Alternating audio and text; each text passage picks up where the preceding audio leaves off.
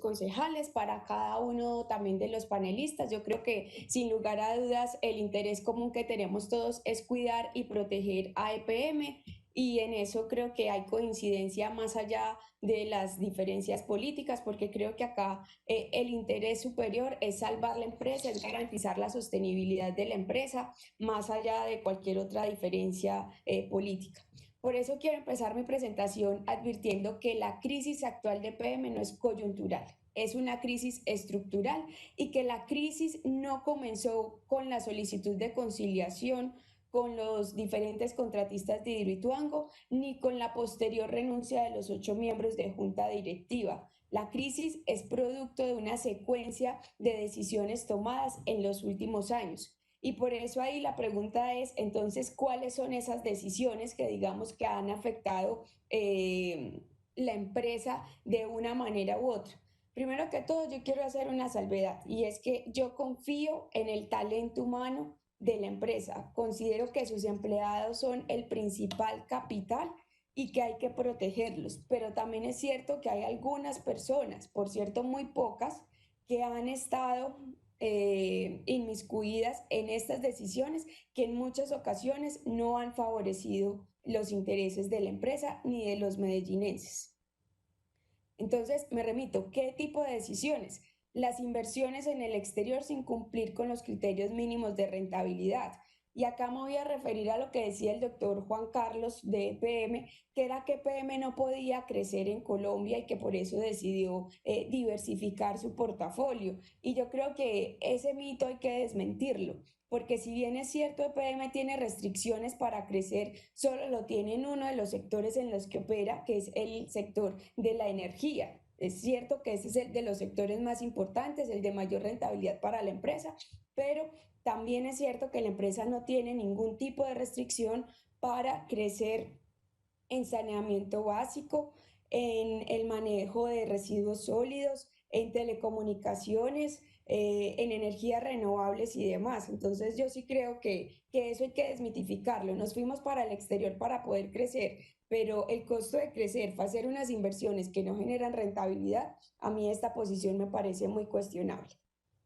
Eh, Otro de los temas que creo que han llevado a que EPM esté hoy en la crisis de hoy son las grandes adiciones y atrasos en los últimos proyectos desarrollados por la empresa. 10 minutos para acabar.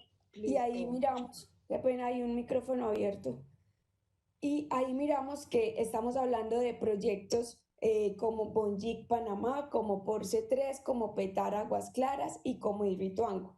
Entonces vemos que esto también se ha convertido en un tema sistemático, porque uno puede decir, un proyecto de la magnitud de Hidroituango, claro que tiene que tener inconvenientes, claro que tiene que haber imprevistos, pero cuando esto se convierte en sistemático en los últimos proyectos desarrollados por la empresa, yo creo que también es hora de pellizcarnos. Creo también que otro de los temas es la fusión de Unemilicom. En su momento se hizo una promesa de rendimientos, de dividendos para la ciudad, promesa que hasta el momento no se ha materializado y ya se cumplió el tiempo. Y también creo que esto ha llevado a que la empresa tenga hoy un alto endeudamiento y que, como lo dijo el doctor Juan Carlos, haya llevado al incumplimiento de covenants del crédito y de diferentes indicadores, quedando mal con nuestros acreedores en algunos momentos y, por supuesto, también a tener problemas de liquidez. Entonces, me remito al primer punto, inversiones en el exterior. Aguas de Antofagasta, recordemos que lo compró PM en el año 2015 por 965 millones de dólares, equivalentes a junio 30 de 2020 a 3.62 billones de pesos. Es la inversión más importante que ha realizado EPM en su historia, por llamarlo de alguna manera.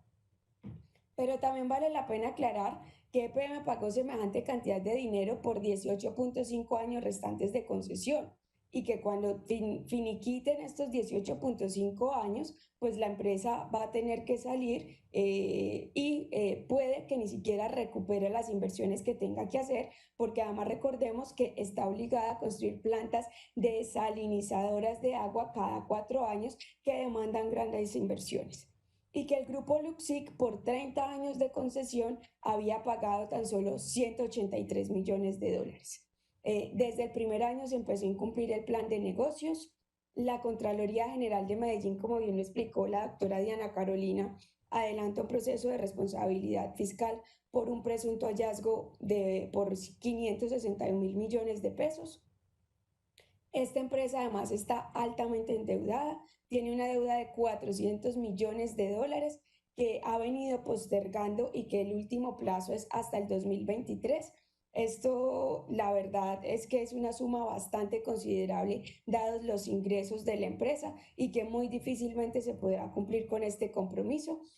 Y también me preocupa que para algunas personas en EPM ni la Contraloría ni el Consejo tienen competencia para hacerle seguimiento a las inversiones en el exterior porque según ellos están por fuera de Medellín, están por fuera de Colombia. Entonces, a mí me preocupa que desde las diferentes juntas directivas se aprueben unas inversiones de semejante tamaño y que después, con recursos públicos, y que después ni la Contraloría ni el Consejo, según lo que dice PM, tengan competencia para hacer seguimiento. Miremos también la hidroeléctrica Bonjic en inversiones en el exterior. Este también aplica para el segundo punto, que eran los sobrecostos, adiciones y atrasos en los proyectos de infraestructura. Esta microcentral tuvo 9 años de atraso, los sobrecostos superó el 500%, tiene pérdidas acumuladas, entre pérdidas y sobrecostos acumulados superan el billón de pesos.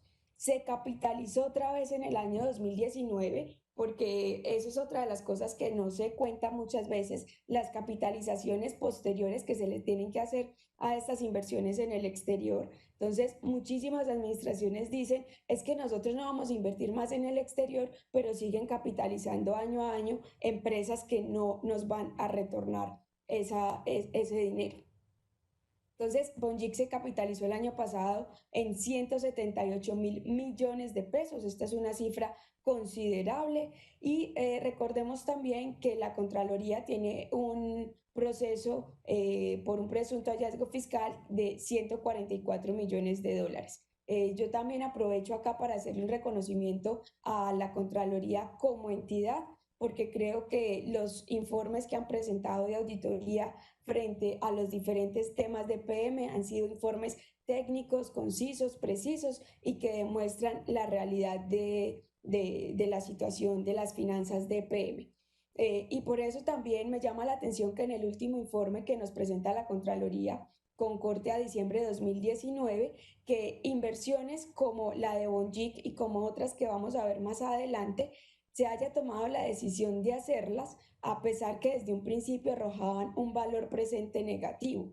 Es decir, la junta directiva, que se supone que es el órgano máximo que tiene que aprobar estas inversiones, que además estas inversiones deben cumplir con un criterio de rentabilidad mínima y de recuperación del capital, cómo se aprueban semejantes inversiones que desde el principio ya sabemos que no van a generar valor para la empresa, sino por el contrario, a destruir. Y seguimos con el recorrido de las inversiones en el exterior. Tenemos también el Parque Eólico Los Cururos. En el año 2013 se inició su construcción. Tuvo un valor, una inversión inicial de 227 millones de dólares. Se capitalizó posteriormente con 10 millones de dólares. Tenía pérdidas acumuladas de 81 millones de dólares. Es decir, si uno suma las capitalizaciones, la inversión inicial y las pérdidas, estamos hablando de 318 millones de dólares. Sin embargo, el año pasado se pudo vender por tan solo 138 millones de dólares. Es decir, que si uno hace casi que una cuenta de tienda, la empresa acá perdió 180 millones de dólares y creo que la Contraloría General de Medellín también fue generosa con el cálculo que hizo al decir que esta inversión había perdido, pues había destruido valor para la empresa y que se obtuvo realmente fue una pérdida de 112 millones de dólares. Es decir, acá estamos hablando de más de 300 mil millones de pesos que, como les informo, lo hizo la Contraloría lo dijo la Contraloría en uno de sus análisis. Seguimos por los desaciertos de las inversiones en el exterior y yo creo que acá es de resaltar que a pesar de todos estos desaciertos, EPM sigue siendo una empresa muy fuerte, pero lo que no podemos seguir pensando es que es un barril sin fondo y que su bolsillo no tiene límites y continuar este listado de desaciertos. Yo creo que por eso acá el llamado es a tomar los correctivos necesarios. Miremos entonces TICSA en México. Otro de los interrogantes que yo no he podido resolver es cómo con recursos públicos se van a capitalizar empresas familiares en México. Se capitalizó con 113 millones de dólares para adquirir el 80% de las acciones. Los resultados financieros entre 2013 y 2016 estuvieron muy por debajo del plan de negocios y sorpresivamente en el 2017 esta tendencia se revierte, pero no porque haya mejorado el negocio en México, sino porque la Junta Directiva de PM autoriza la creación de una filial de TICS acá en Colombia, y a dedo se le empiezan a entregar diferentes contratos como que tienen que ver con la ampliación de la planta de tratamiento de aguas residuales en San Fernando y otras plantas en el oriente antioqueño. Y vemos justamente que varios de los hallazgos que también nos relacionó hoy la doctora Diana Carolina, que ha determinado, los presuntos hallazgos que ha determinado la Contraloría General, encontramos que tienen que ver también con la planta de San Fernando. Y como les digo, para mejorarle los indicadores a esta filial, lo que hizo EPM fue autorizar la creación de una filial acá, entregarle a dedo unos contratos que además han tenido implicaciones, como bien lo ha dicho la Contraloría, la señora Contralora. No conforme con todo esto, PM decide capitalizar otra vez en el 2019 a TICSA con otros 74.000 millones de pesos y se queda con el 100% de la empresa.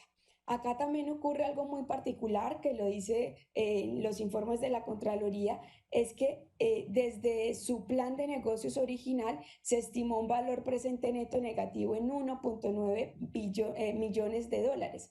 Es decir, desde el principio se sabía, cuando la Junta tomó la decisión de que se hiciera esta inversión, se sabía que no iba a dar utilidades, que iba a destruir valor.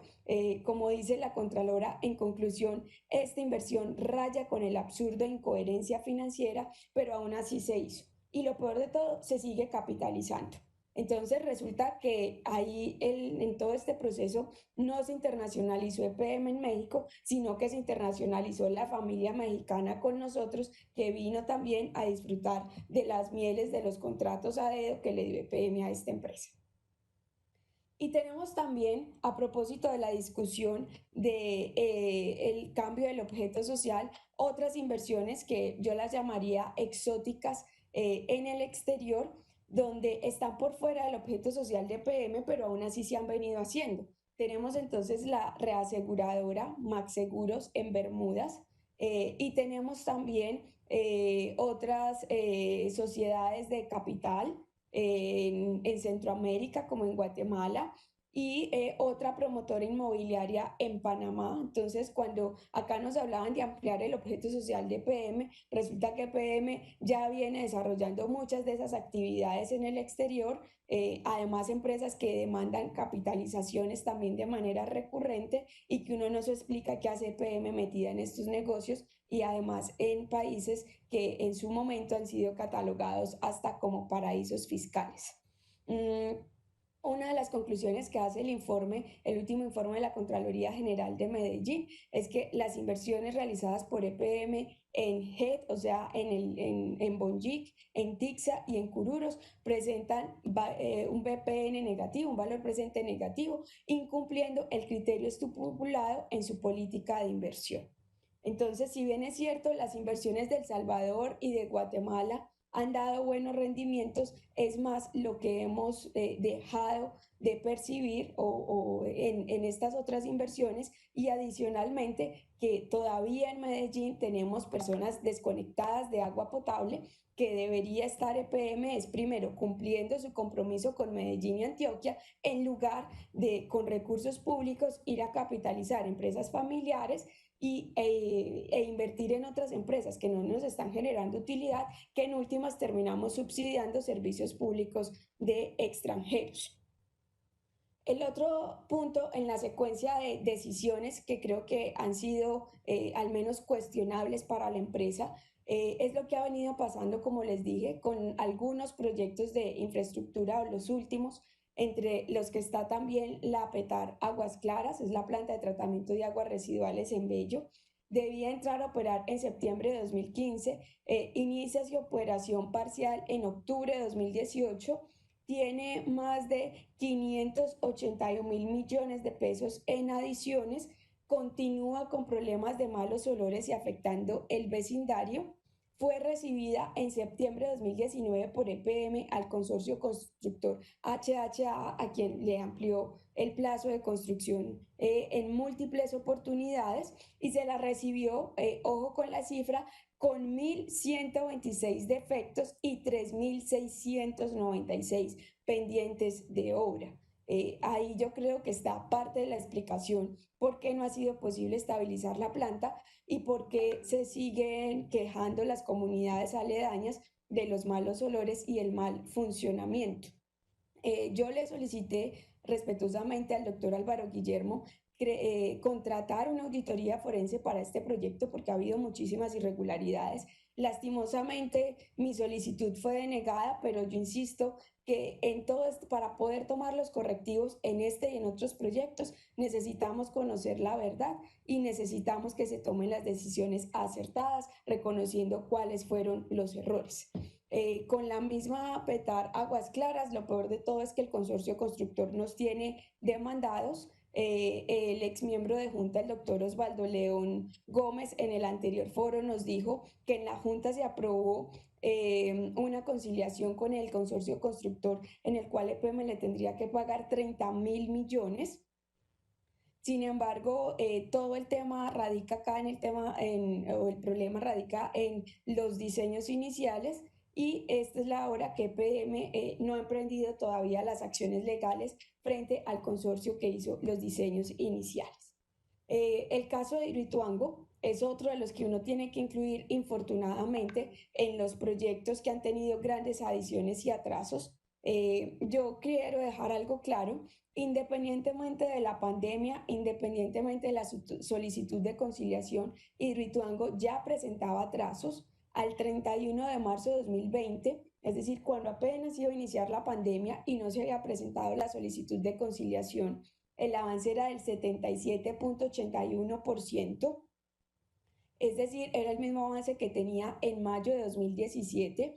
Para ese momento todavía había zonas, y en este momento todavía las hay, del cuarto de máquinas donde no se ha podido ingresar, y ahí nos estaban hablando de una fecha prevista de octubre de 2021 para la primera unidad de generación. Sin embargo, cuando uno mira en detalle los atrasos que ya para ese momento tenía el proyecto, una de las cosas que llama la atención es que la ANLA todavía tiene la restricción sobre la licencia de Hidroituango para las actividades regulares, y es principalmente porque, como les digo, no se ha podido acceder a la totalidad del cuarto de máquinas, y el perito encargado de hacer el informe para que la ANLA pueda levantar la restricción, pues por este motivo todavía no ha podido terminar dicho informe, y solo se espera que este informe esté en el tercer trimestre del año 2021, es decir, sin pandemia y sin solicitud de conciliación. Ya Hidroituango tenía problemas, venía atrasada. Vemos también las inversiones que se venían haciendo ya en el proyecto al 31 de marzo. Ya para el 31 de marzo se habían invertido 11.6 billones de pesos, y además EPM tenía que sacar casi que otros 5 billones de pesos. Ahorita estamos hablando de más por los últimos 900.000 millones que se aprobaron en Junta para Hidroituango. Y acá también vale la pena resaltar que el doctor Juan Carlos nos mostró cómo han venido creciendo los activos, el EBITDA, los pasivos y demás, pero no nos mostró tampoco las utilidades, y no nos contó que gran parte de estos sobrecostos del proyecto se están cargando a un mayor valor del activo. Y una vez Hidroituango empiece a generar, eso se tiene que contabilizar y eso también va a afectar severamente los estados financieros. Porque les doy un ejemplo. Si yo contrato la construcción de una casa por 100 millones de pesos, si la casa finalmente termina costando menos 100, sino 150, el valor comercial de la casa siguen siendo los 100 millones de pesos. El hecho de que yo haya tenido inconvenientes en su construcción no quiere decir que el metro cuadrado donde yo construí vaya a aumentar solamente porque yo tuve sobrecostos. Y eso también es lo que ha venido pasando con Hidroituango, que los sobrecostos del proyecto los han venido cargando como un mayor valor del activo y que en algún momento, cuando Hidroituango empiece a generar energía, vamos a tener que castigar estos sobrecostos y también van a afectar severamente los indicadores financieros de la empresa. Y no solamente, y acá me quiero detener también en los pagos que se le han hecho al consorcio constructor, cuyo valor inicial del contrato era de 1.89 billones de pesos y ya al 31 de mayo se le han pagado más de 4.4 billones de pesos, es decir, 136% más del valor inicialmente pactado. Y quiero, unos dirán, es por la contingencia, que falló el tercer túnel y demás, pero vale la pena resaltar que por contingencia son casi 900.000 millones de pesos y estamos hablando desde 4.4 billones de pesos. Esto también se venían haciendo adiciones prácticamente sin ningún control y finalmente los más beneficiados con todo esto, pues eran los mismos contratistas del proyecto porque entre más costara el proyecto, pues más iban a facturar.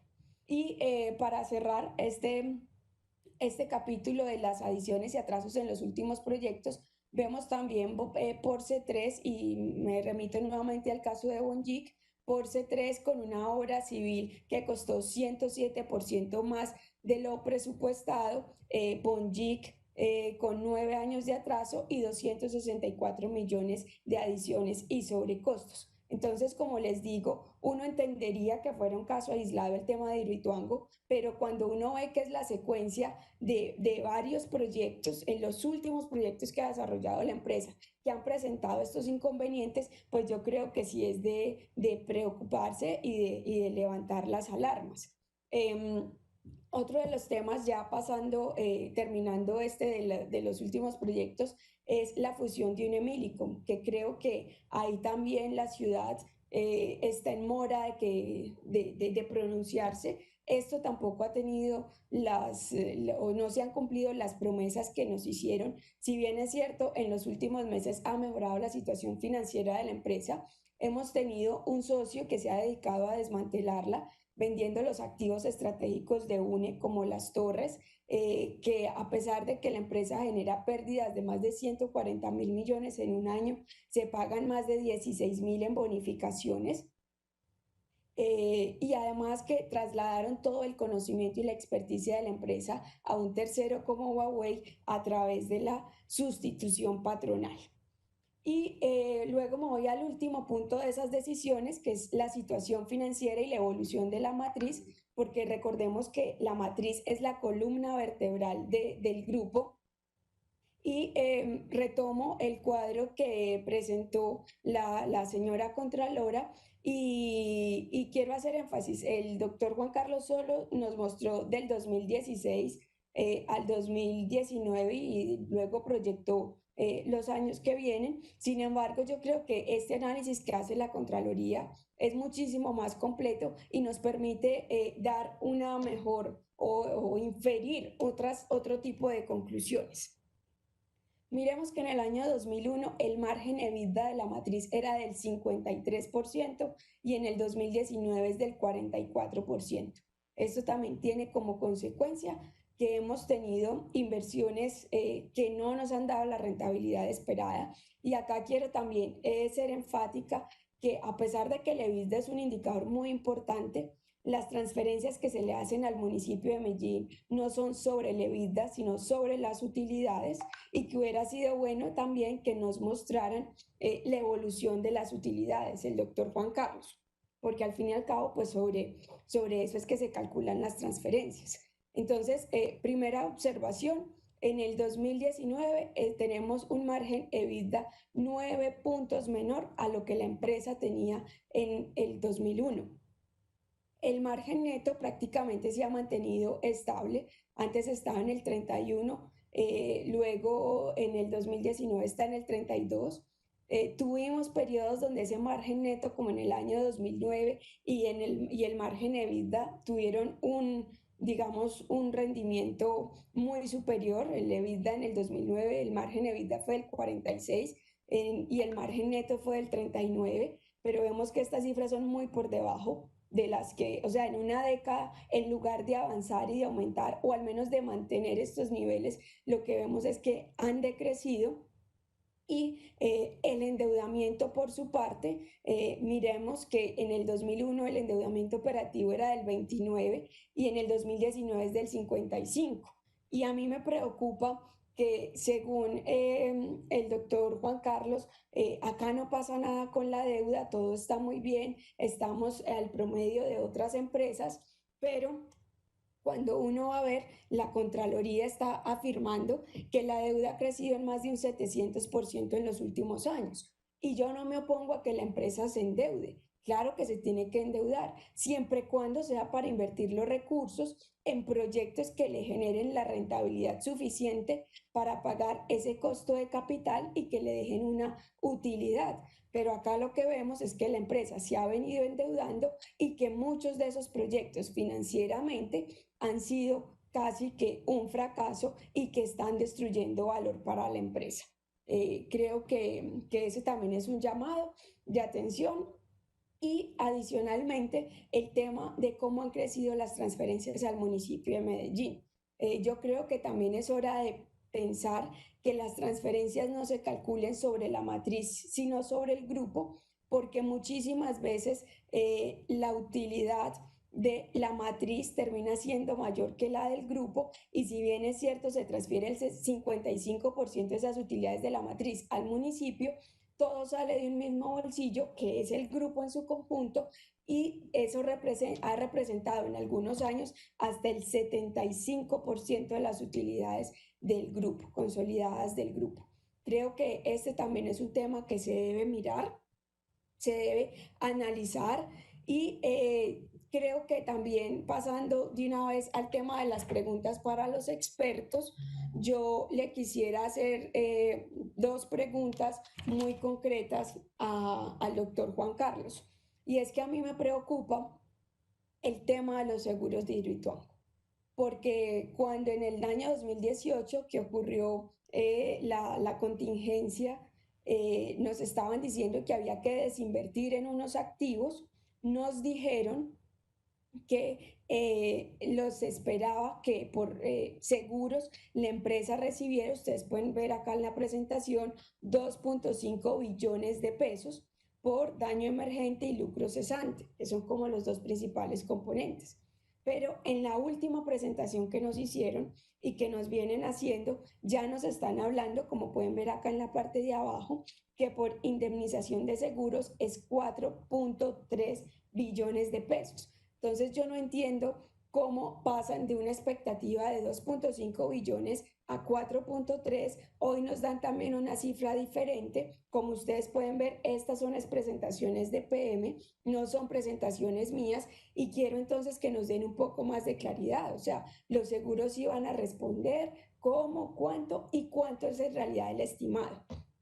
Y también para el doctor Juan Carlos, cuando él nos mencionaba de lo que ha invertido EPM en el exterior, pues en el exterior y en Colombia, nos hablaba de inversiones por el orden de 8 billones de pesos, que además han recibido un retorno de 10 billones. Según él, a mí no me dan esas cuentas, por eso le quiero preguntar si uno está hablando en pesos corrientes o pesos constantes. Dos, si ahí está teniendo en cuenta las capitalizaciones que año a año se le han venido haciendo a esa empresa, y quizás que nos desglose un poco más la cifra para poderla entender mejor, porque con los informes que ha dado la Contraloría General de Medellín y el análisis que yo he hecho, la verdad es que no me cuadran esas cifras.